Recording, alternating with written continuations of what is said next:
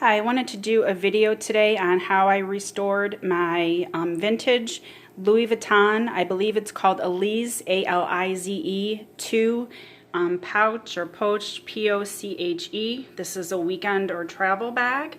This bag is from April of 1997.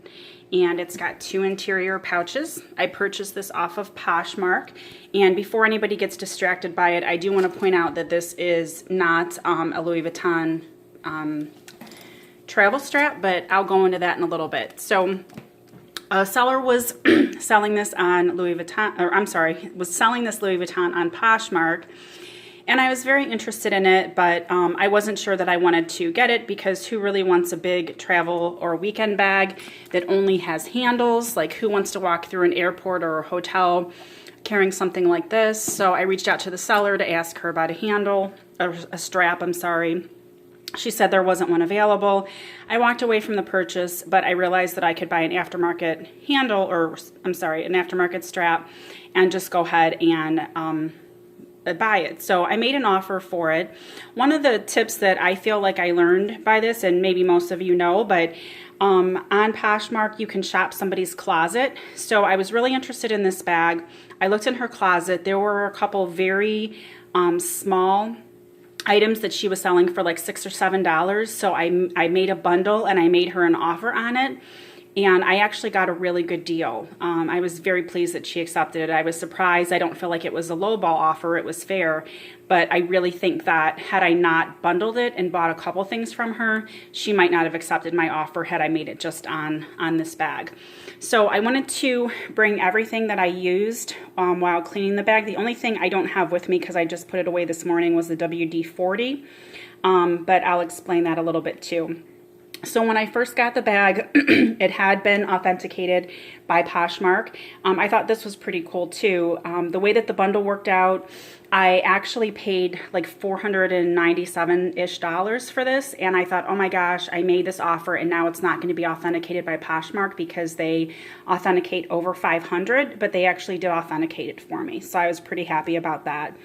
When I first purchased it, the first thing I started with was the water wipes. If you've watched any videos on here about cleaning your Louis Vuittons, this is pretty much what everybody recommends. Either this particular brand or a brand of baby wipes that does not contain alcohol. I just happen to have these around the house and like them for multiple uses, so I started with these. The bag itself was really, really clean. The interior, hopefully you'll be able to see that. I'm not an expert videographer and I don't have great lighting, but the bag was pretty clean on the interior. I wasn't getting a lot of dirt and grime. There was one area, I'm not sure if I can even find it. You probably can't see it here, but there were like some black smudges, and for that, I just got some regular dish soap, like Dawn dish soap, not the blue one, but like one of the other creamier ones, the ones that are like for hands that are really dry. And I just kind of made a little bit of like a paste with the dish soap and some water and rubbed it in and got an unused toothbrush that I use for cleaning and just kind of worked in a circular motion to get out the black mark. And you really can't see it very much. So the interior is very clean, but I started with the water wipes. That was the first thing that I did. The second thing that I started on it with was this saddle soap. It's the Kiwi saddle soap. I follow Little Mama's House on here, and this is what she's recommended, and I've seen other people use it as well. I'm not sure if I can open it.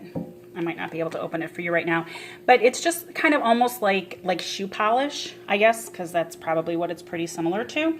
It's just got that consistency, and what I did, because I follow the other people that had done it, was just kind of worked up a little bit of a lather. I did not use a ton of it. I didn't feel that the bag was very dirty, but I worked up a lather in the cloth that I was using, which was just like an old white kitchen rag that I would use to wipe off my counters and stuff. And I just kind of worked up a lather and used the saddle soap for everything. I used it on the Vachetta leather and also used it on the canvas.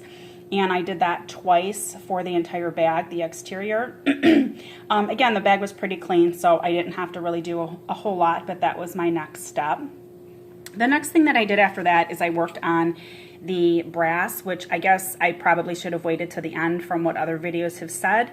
but I didn't. I worked on the brass. I wanted to get that brass looking nice and shiny, and I really only had to go around with Brasso and a couple Q-tips on the brass areas once, and then I just kind of rubbed it in, polished it with a cloth, and then kind of wiped it off with a cloth.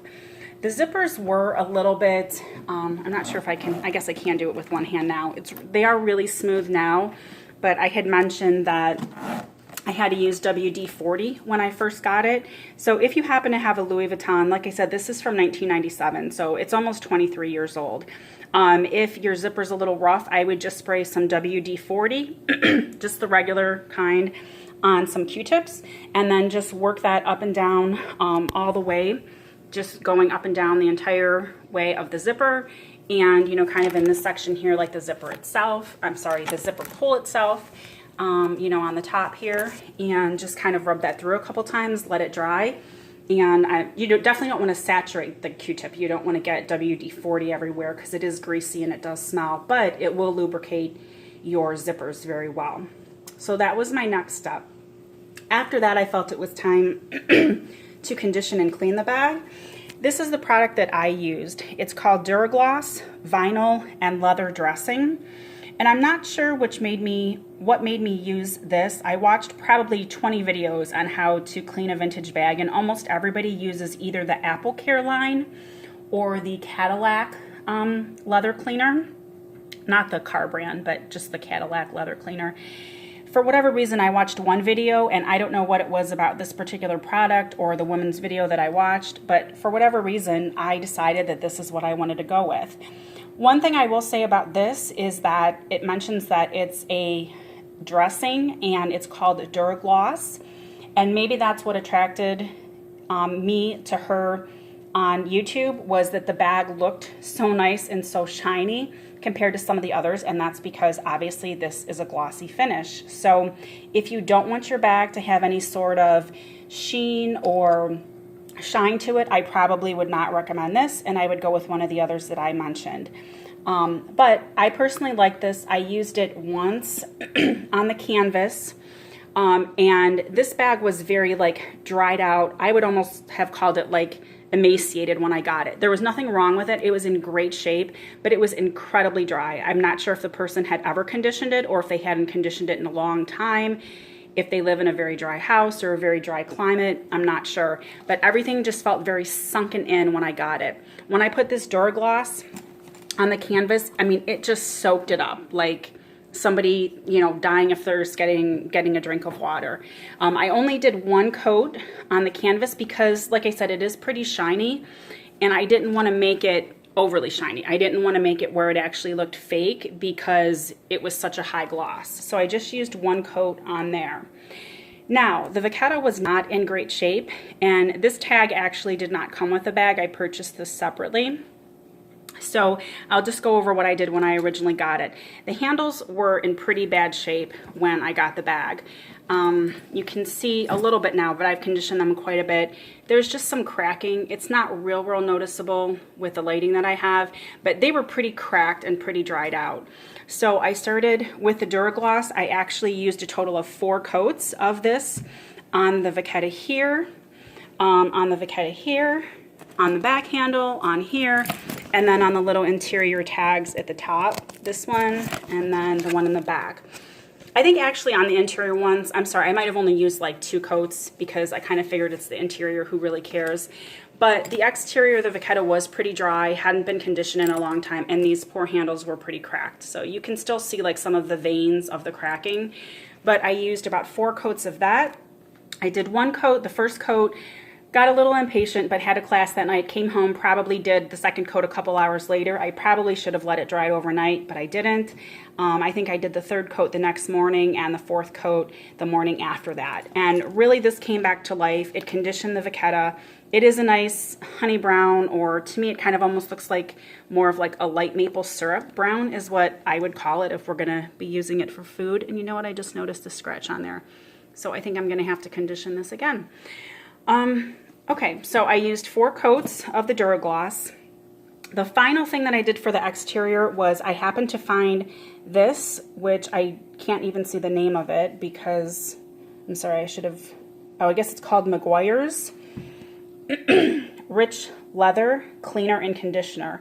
I happened to be shopping at Alize Bargain Outlet. This was $4.99 and I had a coupon, so I was like, let me just try this. I wanted to sort of make it a little bit more of a matte finish because, as I mentioned, with the Duragloss it got pretty shiny.